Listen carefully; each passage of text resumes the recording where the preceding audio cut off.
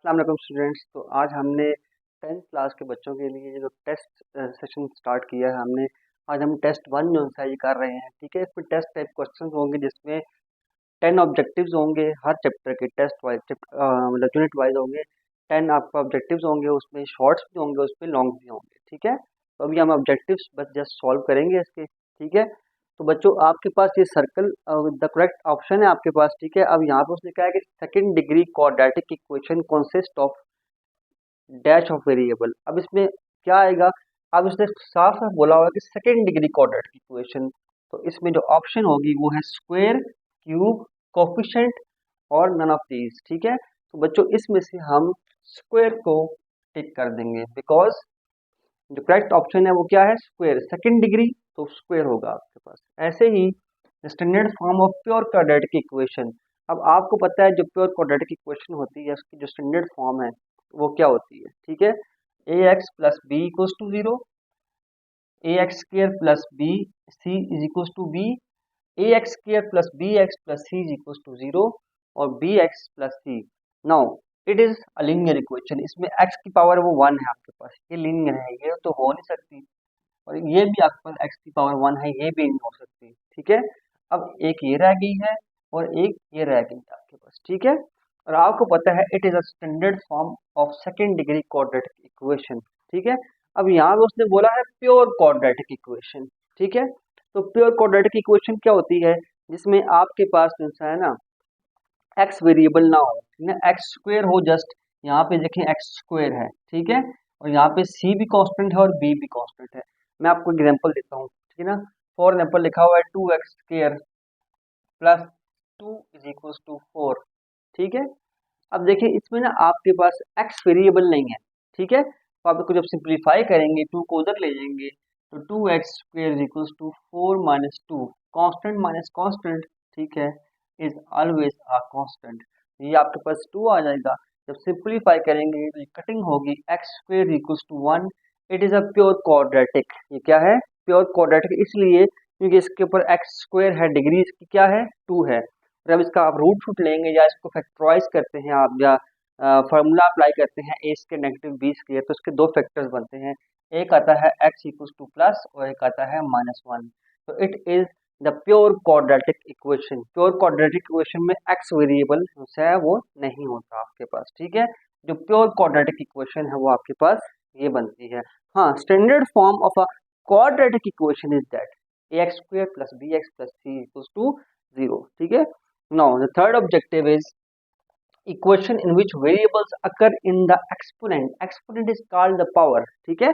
आपने पढ़ा होगा एक्सपोनेंट के बारे में, एक्सपोनेंशियल इक्वेशंस में पढ़ा होगा आप लोगों ने, ठीक है। जिसमें वो डिस्कस करता है इस चीज को कि जब आपके पास x नीचे हो और पावर ऊपर हो, ठीक है ना, कांस्टेंट पावर के ऊपर हो, डिग्री में कांस्टेंट हो और नीचे वेरिएबल हो, तो वो आपके पास क्या होता है, पॉलिनोमियल। और अलजेब्रा की फॉर्म होती है आपके पास पॉलिनोमियल। जिस पॉलिनोमियल में क्या होता है, नीचे वेरिएबल होता है और डिग्री में क्या होता है, वो एक कांस्टेंट होता है, ठीक है जी। लेकिन अगर उल्टा हो जाए, मतलब 2 नीचे आ जाए और x ऊपर चला जाए, तो अब नीचे कांस्टेंट है और पावर में क्या है, वेरिएबल है। It is called the exponential form. ये क्या होती है, एक्सपोनेंट कहते हैं पावर को, जब पावर में वेरिएबल चला जाए, सही है। 3 की power x is exponential, e की पावर x इज एक्सपोनेंशियल। आपको पता है e क्या होता है, 2.71 अप्रोक्सीमेटली, वो भी कांस्टेंट है। तो कांस्टेंट की पावर जब x होगी, या वेरिएबल कोई भी वेरिएबल हो, x y z s t u v, ठीक है, तो वो एक्सपोनेंशियल फॉर्म बनती है। तो आप कहोगे equation in which variable occur in the exponent is called the exponential equation. Yes, इसका जो आंसर है वो रेडिकल नहीं है। रेडिकल का मतलब होता है रूट। ऐसी इक्वेशन जिसके ऊपर अंडर रूट आ जाए वो होती है रेडिकल इक्वेशन। तो इसका आंसर तो रेडिकल नहीं है, ठीक है। रेसिप्रोकल भी नहीं है। रेसिप्रोकल इक्वेशन में क्या होता है, अगर कोई डिग्री है तो साथ ही उसका रेसिप्रोकल भी होता है। फॉर एग्जाम्पल एक्स है तो +1/x हो जाएगा उसका रेसिप्रोकल। अगर लिखा हुआ है एक्स स्क्वेयर तो साथ ही आगे कहीं 1/x² भी होगा, तो it is called the reciprocal equation, ठीक है। तो रेसिप्रोकल इक्वेशन तो ये नहीं है, ठीक है। तो इसका मतलब है कि ये आपके पास कौन सी इक्वेशन है जिसमें एक्सपोनेंट पावर आपके पास आती है वेरिएबल की फॉर्म में, वो आपके पास होती है एक्सपोनेंशियल इक्वेशन, ठीक है जी। तो हम रेसिप्रोकल इक्वेशन को बाद में डिस्कस भी करेंगे और इसके अलावा रेडिकल इक्वेशन को भी हम दोबारा डिस्कस कर लेंगे। Now the fourth objective is solve the set of the this. अब ये इसने दिया हुआ है 4x² - 16 = 0। 4x² - 16 4x² - 16 = 0। ये एक प्योर क्वाड्रेटिक इक्वेशन आपको नजर आ रही है, सही है। इसको सॉल्व करना बड़ा आसान है, आप सिंप्लीफाई कर सकते हैं। 4 कॉमन लेके डिवाइड कर दें, x² - 4 आएगा। सिंप्लीफाई कर सकते हैं जैसे भी करना है आपने, ठीक है ना। तो यहाँ से देखो x² 4x² - 16 = 0 है। यहाँ से मैं 4 कॉमन ले लूंगा तो x² - 4 = क्या आएगा, 0। इसको डिवाइड कर दिया आपने, सॉल्व करने का जो सही तरीका है, ठीक है। ये आएगा x² - 4 = 0। तो इसको मैं x² - 4 को 2 का स्क्वायर = 0 लिख सकता हूँ। अब आपने फार्मूला पढ़ा हुआ है a² - b², वो होता है a + b x + 2 and then x - 2 = 0, ठीक है। इसका मतलब है x = क्या आएगा, -2 आएगा और x = क्या आएगा, +2। तो x = आएगा +-2। आप इसको ऐसे भी कर सकते हैं कि 4 को वहां ले जाइए और रेडिकल साइन रूट ले लें बोथ साइड्स के ऊपर, तब भी इसका आंसर आएगा x = +-2, ठीक है। अब देखिए यहाँ पे जो आंसर है वो आ रहा है solution set of this equation is, वो आएगा +-2। ये भी लिखा, अब +-4 तो हो नहीं सकता बिकॉज 4 को एक और तरीका भी होता है सेटिस्फाई करने वाला, वो आपने जो आंसर है ना 4 वो यहाँ पुट कर सेटिस्फाई होता है कि नहीं होता। अब x² लिखा हुआ है, मैं x की जगह 4 पुट करता हूँ तो 4 का स्क्वायर होता है 16 और 16 मल्टीप्लाई बाय 4 बाहर लिखा हुआ है। 16 × 4 64 में से 16 जाएगा तो 0 कभी भी नहीं आएगा, सही है। एक तो वो आसान तरीका है, वो भी तरीका आसान है, वो मैं आपको बताता हूँ, सही है। फिलहाल जो चीज डिस्कस कर रहा हूँ कि 4 +- तो इसका आंसर नहीं है, ठीक है। इसका मतलब है डी और ए इज नॉट द ऑप्शन। अब ऑप्शन रह गए हैं यहाँ पे, एक तो है +-2 जो सेट की फॉर्म में लिखा हुआ है और एक लिखा हुआ है जस्ट +-2 लिखा हुआ है, ठीक है। तो आप कहोगे 2 पॉजिटिव और नेगेटिव दोनों इसके आंसर हैं, लेकिन जब सोल्यूशन सेट की बात की है उसने, सोल्यूशन सेट की, तो सोल्यूशन सेट के अंदर जो हम जब लिखते हैं अपने आंसर को तो हम करली ब्रैकेट की फॉर्म में लिखते हैं। तो सेट इस तरह का होता है, ना कि इस तरह का होता है, ठीक है। ये सेट है +-, ठीक है, 2 करली ब्रैकेट में है तो हम कहेंगे option B is the correct answer, ठीक है ना। तो जो ऑब्जेक्टिव नंबर 5 है उसने क्या है, solve factorise factors of this are this this this and this. कहता है आपके पास इक्वेशन है x² - 15x + 56 = 0, ठीक है। इसके जो फैक्टर्स बनते हैं ना वो क्या बनते हैं, x - 7। अच्छा मैं आपको एक और बात अभी बता रहा था, ठीक है, कि अगर आपके पास ये इक्वेशन लिखी हुई है, ठीक है, 4x² - 16 = 0, आपने चेक करना है फौरन से। अगर आपको फैक्टराइजेशन पसंद नहीं है, आपने डायरेक्ट चेक करना है तो आप इन अपने आंसर्स को ना वहां पुट करके चेक भी कर सकते हैं। ये 4 को यहाँ पुट करें, +b और -b, ठीक है, सेटिस्फाई नहीं होगी इक्वेशन, ठीक है। ऐसे ही इस 4 को पुट करेंगे, सेटिस्फाई नहीं होगी, जस्ट 2 और -2 के लिए सेटिस्फाई होगी इक्वेशन। उसमें से फिर हमने चूज करना है कि बी और सी में से कौन सा हमारा करेक्ट आंसर है।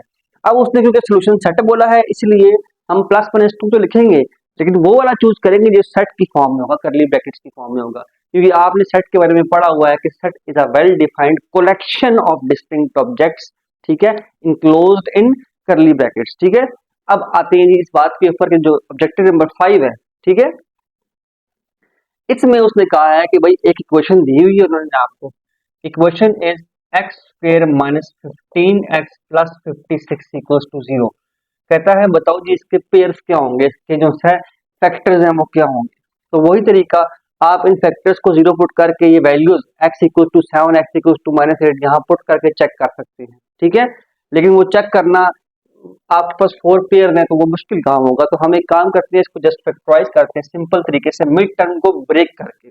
मिड टर्म ब्रेकिंग में क्या होता है, फर्स्ट जो कोएफिशिएंट है x² का 1 है और ये क्या है 56, 1 × 56 56, पहले वाले को लास्ट वाले से मल्टीप्लाई करते हैं अरेंज करने के बाद, और फिर जो 15 लिखा हुआ है हम ऐसे पेयर्स फॉर्म करते हैं। हम क्या चीज ऐड करें, देखो फॉर एग्जांपल हम 15 को कैसे लिख सकते हैं, हम 15 को 10x - 5x लिख सकते हैं, इसमें कोई बुरी बात नहीं है।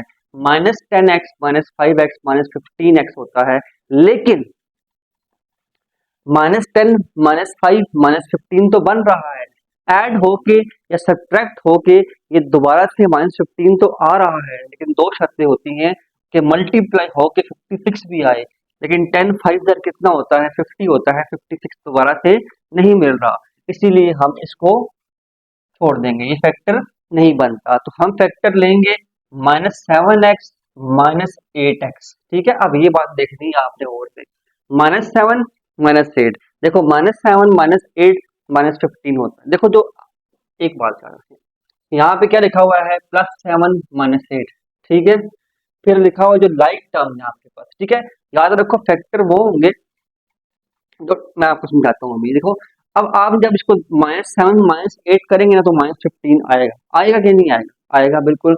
और जब माइनस माइनस करेंगे ना प्लस, ठीक है, तो वो जब मल्टीप्लाई करेंगे तो माइनस माइनस क्या होगा, प्लस होगा, और 8 से अंदर कितना होता है 56 होता है। फैक्टर बिल्कुल एग्जैक्ट बन चुके हैं, ठीक है।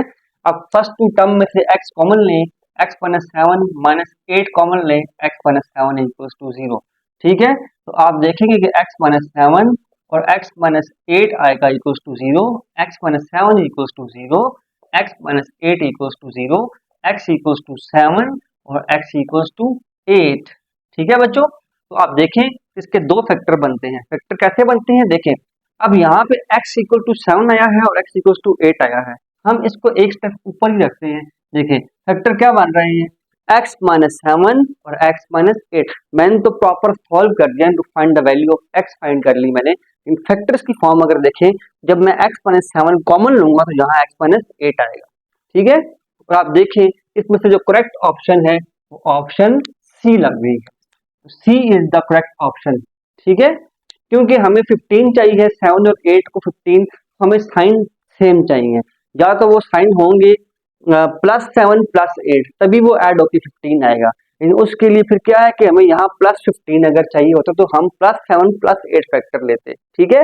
लेकिन क्योंकि -7 -8 इसलिए लिए कि हमें जो रिजल्ट चाहिए ना वो भी -15 चाहिए, तो लाइक साइन होनी चाहिए, या बड़ी वैल्यू का साइन कम से कम नेगेटिव होना चाहिए, जरूरी है, ठीक है।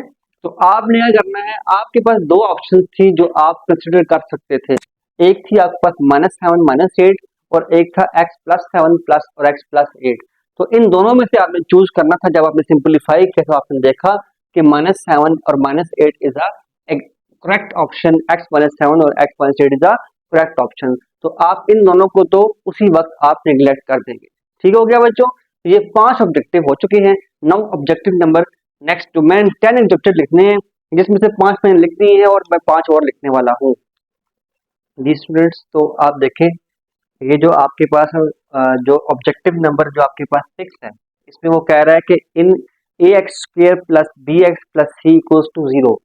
ये आपको पता है कि standard form of the second degree quadratic equation लिखी हुई है, सही है, ax² plus bx plus c equals to 0, ठीक है। और कहता है इफ a, आपको पता है यहाँ पे x इज द वेरिएबल, ठीक है।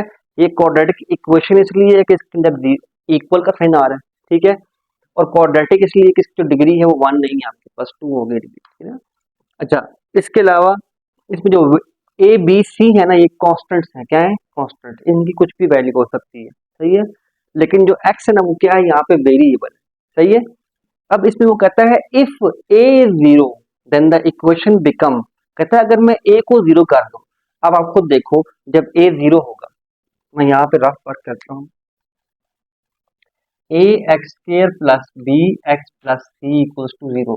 अगर a 0 हो गया, ठीक है, तो 0 इंटू एक्स स्क्र 0, वो एक्स स्क्र वाली टर्म पूरी की पूरी क्या हो जाएगी, वो 0 हो जाएगी अगर a 0 हो गया। तो यहाँ पे क्या बचेगा, bx प्लस c। आप कहोगे सर अगर a ही 0 हो जाए तो फिर ये क्वाड्रेटिक रहती ही नहीं है, it is called the linear equation. तो it is called the linear equation, इसका आंसर क्या होगा, लीनियर इक्वेशन। समझ आ रही है आप लोगों को। देखो मैं इस केस को फिर डिस्कस करता हूँ आगे फर्दर। अगर a 0 होगा तो ये क्वाड्रेटिक रहती ही नहीं है, ये क्वाड्रेटिक सिर्फ इसी वजह से है कि इसमें एक्स स्क्वायर है, तो स्क्वायर का कोफिशिएंट अगर मैं 0 कर दूंगा तो वो क्वाड्रेटिक रहेगी ही नहीं, वो लीनियर बन जाएगी। अच्छा अगर b 0 हो जाता, फॉर एग्जाम्पल अगर वो कह दे इफ b 0, अगर b 0 हो गया तो याद रखो अगर b 0 होगा तो ये प्योर क्वाड्रेटिक होती है। क्या होती है? प्योर क्वाड्रेटिक होती है। समझा रही है?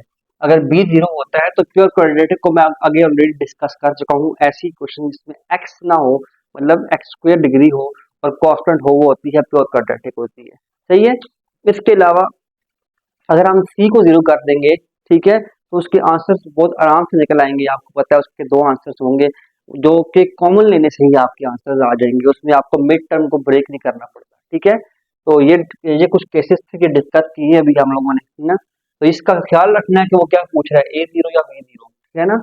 अगर अच्छा, in a standard quadratic equation the degree of the variable is, आपको पता है स्टैंडर्ड क्वाड्रेटिक इक्वेशन क्या होती है, बताइए मैंने। A X square plus B X plus C equal to zero, ये होती है स्टैंडर्ड क्वाड्रेटिक इक्वेशन। ठीक है, तो वैसे तो क्वाड्रेटिक इक्वेशन में जो डिग्री है वो ऊपर नीचे भी हो सकती है, आप लोगों को ये बात पता ही होनी चाहिए। ठीक है, क्योंकि आप जो एग्जांपल क्वेश्चंस करोगे उसमें जो डिग्रीज होंगी वो आपको रेडिकल फॉर्म में आएंगी, 1/2 की फॉर्म में आएंगी, डिग्री जो उसकी 4 और 6 तक भी जाएगी, है ना। लेकिन जो स्टैंडर्ड क्वाड्रेटिक इक्वेशन होता है वो होती है A X square plus B X plus C equal to zero. जो उसमें डिग्री होती है ना वो स्क्वायर होती है। तो आपको के साथ in standard quadratic equation the degree of the variable is 2, the exact answer is 2। वैसे तो 1 भी लिखा हुआ है, 3 भी लिखा हुआ है, 4 भी, लेकिन यहाँ पे जो डिग्री होगी वो क्या होगी, 2 होगी। तो B is the correct answer. इनका solution set of x minus 2 का whole square is equal to 0 is, अब यहाँ ऑप्शन है 2 माइनस 2 प्लस माइनस 2 और प्लस माइनस 4। मैं इसको सॉल्व करता हूँ जरा आपको समझाने के लिए कि एक्स स्क्वायर एक्स माइनस 2 का होल स्क्वायर इक्वल टू 0। अब सबसे बड़ी बात, हम बच्चों को ये बताते हैं कि सेकंड डिग्री इक्वेशंस में जितनी डिग्री होती है उतने ही आंसर आते हैं। ठीक है जी, पहली बात तो ये हम डिस्कस करते हैं। ठीक है, तो अब देखो इसको सॉल्व करने का एक तरीका तो ये है बड़ा आसान कि आप रूट ले लें दोनों तरफ, root of zero is zero, x minus two is equal to zero, x equal to two. इसका आंसर डायरेक्ट आता है, एक्स इक्वल टू टू आ गया। हम पता है इसका आंसर क्या होगा, सोल्यूशन सेट क्या होगा, टू होगा। बस ये तो मैंने सॉल्व करके बता दिया ना। अगर किसी बच्चे के माइंड में आता है सर इसके तो दो आंसर आने चाहिए, इसकी डिग्री 2 है, ठीक है ना, तो वो बच्चा सॉल्व कैसे करेगा, वो इस तरह ना करे, वो ऐसे कर ले। ठीक है, एक्स माइनस टू का whole square equals to zero. मैं लिख सकता हूँ इसको x minus two multiply by x minus two is equals to zero. ठीक है, तो अब देखिए इसका क्या मतलब है, इसका मतलब है x minus two is equals to zero, x minus two is equals to zero, x equals to two और एक्स इक्वल्स टू टू। इसके दो आंसर आए हैं लेकिन दोनों आंसर सेम है, ठीक है ना। ये आपके पास यूनिक आंसर आ गए हैं, ठीक है ना, या जैसे कहते हैं ना कि एक ही आंसर आपके पास आ गए, दोनों आंसर सेम आ गए आपके पास। ठीक है, जब यूनिक आंसर आ जाए तो हम सॉल्यूशन सेट में उसको रिपीट नहीं करते। आपको पता है सेट की जो डेफिनेशन पड़ी हुई है वो क्या पड़ी हुई है ना, set is a well defined collection of distinct objects. ठीक है, डिस्टिंक्ट, डिफरेंट। ठीक है, अगर मैं सॉल्यूशन सेट के अंदर आप दो आंसर आए हैं टू और फिर टू आया है, अगर मैं दो दफा टू लिखूंगा तो वो फिर सेट नहीं रहेगा, बिकॉज सेट की डेफिनेशन कहती है आपको set is a well defined collection of distinct objects. ठीक है, इसलिए आंसर तो दो ही आए हैं ना, टू, लेकिन वो यूनिक आ गया ना आंसर, जो यूनिक आ गया इसलिए उसको मैं एक दफा लिखूंगा सेट में। इसका आंसर क्या आ रहा है, प्लस टू आ रहा है, सेटिस्फाई कर रहा है, option A is the correct answer. ठीक है, इसको हम फर्दर डिस्कस भी करेंगे इंशाल्लाह। ठीक है, जो इसका ग्राफिकल बिहेवियर होता है ना उसके ऊपर हम डिस्कशन करेंगे। ठीक है, वो हम इसको डिस्कस कर लेंगे इंशाल्लाह। ठीक है, नाउ जो आपके पास जो नाइन्थ आपके पास ऑब्जेक्टिव है वो लिखा हुआ है square root 3x plus 8 is equal to x।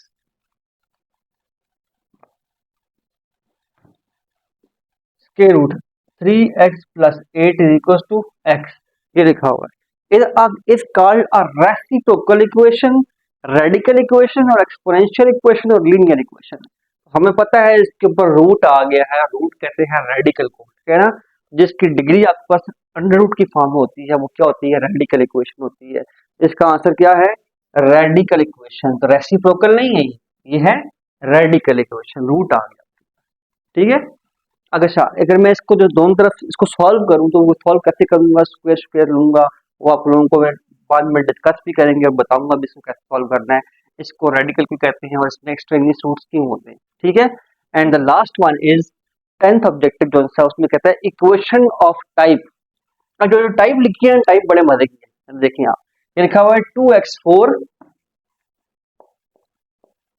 Minus 3x³ plus 7x² minus 3x plus 2 is equal to 0। अब इसमें डिग्री इसकी 4 है तो ये बाई क्वाड्रेटिक आपके पास डिग्री इसकी क्या आ गई है, 4 आ गई है, ठीक ना। लेकिन वो कहता है कि ये रेसिप्रोकल, ये कौन सी इक्वेशन है, रेडिकल है, एक्सपोनेंशियल है, रेसिप्रोकल है या नॉन है। तो पहली बात तो ये है कि रेडिकल तो ये हो नहीं सकती क्योंकि इसके ऊपर रूट नहीं है, ठीक ना। दूसरी बात है एक्सपोनेंशियल ये हो नहीं सकती क्योंकि इसमें नीचे वेरिएबल है और डिग्री में कांस्टेंट है, ठीक है। तो बस दो ही ऑप्शन रहेंगे, या तो ये रेसिप्रोकल होगी या फिर नॉन होगी, कुछ भी नहीं होगा। तो रेसिप्रोकल तो ये हो सकती है। बच्चों के माइंड में क्या होता है कि रेसिप्रोकल इक्वेशन ऐसी होती है x² plus x plus 1/x plus 1/x square, ऐसी होती है कि टर्म का को रेसिप्रोकल भी साथ हो लिखा हुआ होता है आपके पास, ठीक है। तो बच्चे ये भी रेसिप्रोकल इक्वेशन ही है, अगर आप गौर करें ना, गौर करें तो 2x4 और जो लास्ट टर्म है वो भी 2 लिखा हुआ है, सही है। फिर x³ है और 3x³ माइनस 3x³, तो जहां पे भी माइनस 3x लिखा हुआ है और दरमियान में क्या लिखा हुआ है वो 7x²। तो जो दरमियान में लिखा है ना x² वाली टर्म है आपके पास, तो आप पूरी इक्वेशन को x² पे डिवाइड कर दें, ठीक है। या x² पे डिवाइड कर देंगे, ठीक है। तो जो आपको मिडिल टर्म है आपके पास स्क्वायर, उसके वेरिएबल की जो डिग्री x² है तो x² पे डिवाइड कर देंगे तो ये बनेगा 2x², ये कैंसिल होगा, -3 ये कैंसिल हुआ, x आएगा प्लस 7x² x² कैंसिल हो गया, -3 x कैंसिल होगा तो डिवाइड बाय x आएगा और plus 2 divide by x² equals to 0। Now आप इनको इकट्ठा कर लें, 2 कॉमन लें यहाँ से और यहाँ से, तो ये आएगा x² प्लस 1/x² -3 कॉमन लें यहाँ से तो x प्लस 1/x और प्लस कांस्टेंट आखिर में आ जाएगा। तो आप देख लें it is the reciprocal equation, क्योंकि x² का जो रेसिप्रोकल है वो 1/x² है और x का रेसिप्रोकल 1/x है, तो it is surely a reciprocal equation. तो जो ए है वो इसका क्या है, करेक्ट ऑप्शन है, सही हो गया बच्चों। नाउ नेक्स्ट जो सा हमारा लेक्चर होगा उसमें हम इसके जो यूनिट 1 के जो है ना सब्जेक्टिव उसको उसके टेस्ट को हम डिस्कस करेंगे इंशाल्लाह, और मैं आपको खुद से क्वेश्चंस भी दूंगा वो करने के लिए। तब तक के लिए अल्लाह हाफिज।